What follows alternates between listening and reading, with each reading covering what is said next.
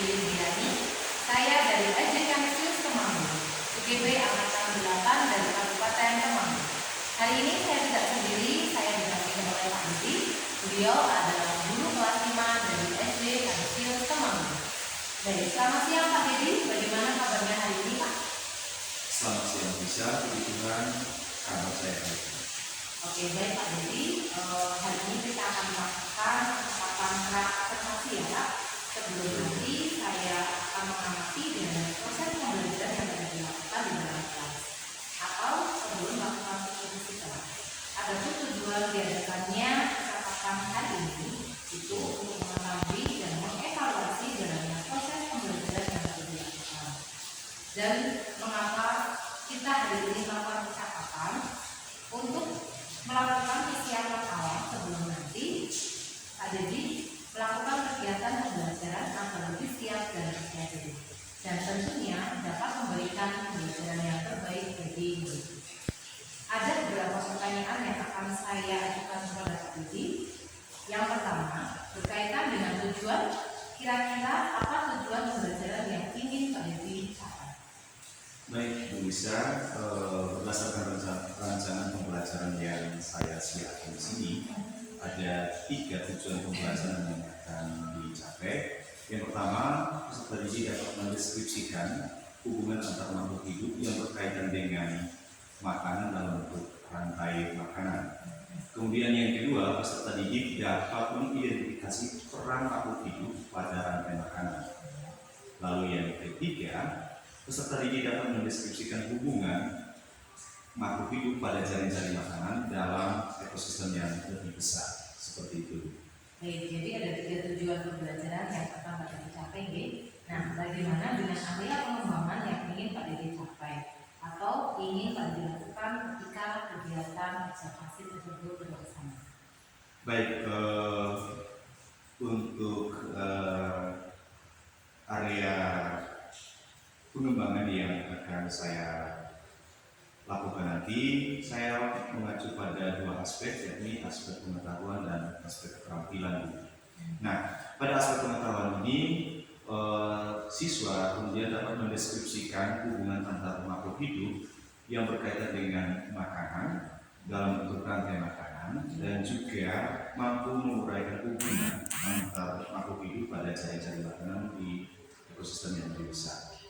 Kemudian dalam aspek keterampilan, siswa nanti akan saya bagikan dalam 3 kelompok berdasarkan kemampuannya, dan masing-masing kelompok itu akan saya siapkan bahan dalam bentuk gambar makhluk hidup, dan siswa nanti akan menyusun rantai makanan dan juga jaring-jaring makanan berdasarkan ekosistem yang telah saya siapkan. Baik, jadi area pengembangannya itu ada di aspek pengetahuan dan keterampilannya gitu. Nah, saya ingin mendengar bagaimana sih rancangan pembelajaran yang akan Pak Didi terapkan dalam kelas. Mungkin bisa dijelaskan dari segi strategi pembelajarannya, kemudian modelnya, dan metode pembelajarannya Pak. Baik, untuk strategi pembelajarannya, saya menggunakan strategi pembelajaran berdiferensiasi, di mana ini berdasar pada gaya belajar siswa yang kemudian diintegrasikan dengan pembelajaran sosial dan emosional dengan melakukan pembagian kelompok yang menyesuaikan dengan kemampuan dan keterampilan siswa. Kemudian untuk model pembelajarannya nanti saya menggunakan model pembelajaran berbasis masalah atau problem based learning. Lalu metode yang akan saya gunakan nanti juga saya menggunakan metode diskusi kelompok maksud saya. Kemudian ada tanya jawab dan juga ada penugasan di akhir pembelajaran nanti. Baik, jadi rencana yang akan diterapkan di dalam kelas itu yang pertama menggunakan strategi pembelajaran berdiferensiasi yang diintegrasikan dengan pembelajaran sosial emosional. Kemudian ada PPL dan diskusi kelompok. Nah, bagaimana sih dengan media pembelajaran yang akan Pak Didi gunakan di dalam kelas ketika melakukan observasi nanti? Baik, untuk media pembelajarannya tentu berkaitan dengan materi saya akan menggunakan berbagai beragam contoh, misalnya menggunakan contoh-contoh yang berkaitan dengan rantai makanan dan jari-jari makanan pada berbagai ekosistem yang tentu lebih akan diperkaya nanti. Kemudian selama proses pembelajaran juga saya akan menyediakan LKPD atau lembar kerja.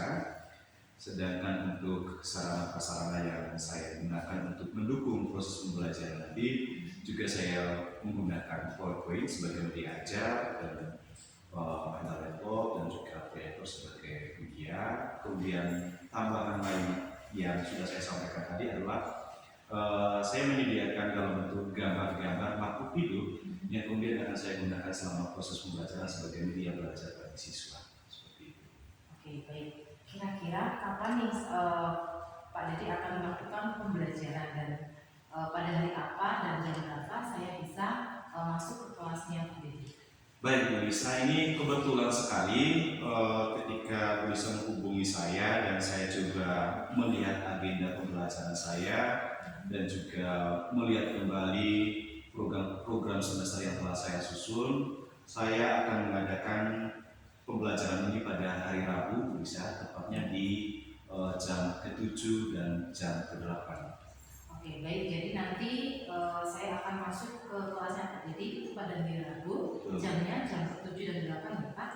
Nah, nanti ketika saya melakukan supervisi, saya akan melihat dan mencatat hal-hal apa saja yang terjadi di kelasnya Pak Dedi. Dan nanti setelah Pak Dedi melakukan kegiatan observasi, kita akan mengadakan perbincangan atau percakapan yang terakhir, yaitu percakapan pasca observasi. Dan nanti saya akan didampingi oleh pengajar praktik saya, yaitu Bu Juki. Begitu ya Pak? Nah, sebelum kita mengakhiri percakapan pada hari ini, kira-kira apa yang dapat Dedi sampaikan atau apa yang Pak Dedi dapatkan dari percakapan kita hari ini? Dari percakapan ini tentu yang pertama ya saya mendapat gambaran mengenai kegiatan pembelajaran yang akan saya lakukan, terutama pada saat kegiatan supervisi nanti. Kemudian media-media yang akan saya gunakan tentu akan saya matangkan sehingga kegiatan pembelajarannya dapat berjalan dengan baik, dan juga semuanya sudah saya siapkan sehingga kegiatan pembelajaran selama supervisi tersebut dapat berjalan dengan baik. Seperti itu. Oke, baik, terima kasih Pak Dedi atas waktunya sudah bersedia meluangkan waktu untuk kita berbincang-bincang nih Pak pada kegiatan pra observasi pada hari ini. Nah, sampai ketemu pada kegiatan observasi yaitu pada hari Rabu jamnya ke-7 dan 8. Baik, demikian percakapan kita hari ini Pak. Sampai bertemu pada kegiatan observasi kelas dan pada kegiatan pasca observasi. Selamat siang Pak Dedi, terima kasih sekali berkat dari. Selamat siang Bu, terima kasih berkat dalam. Malah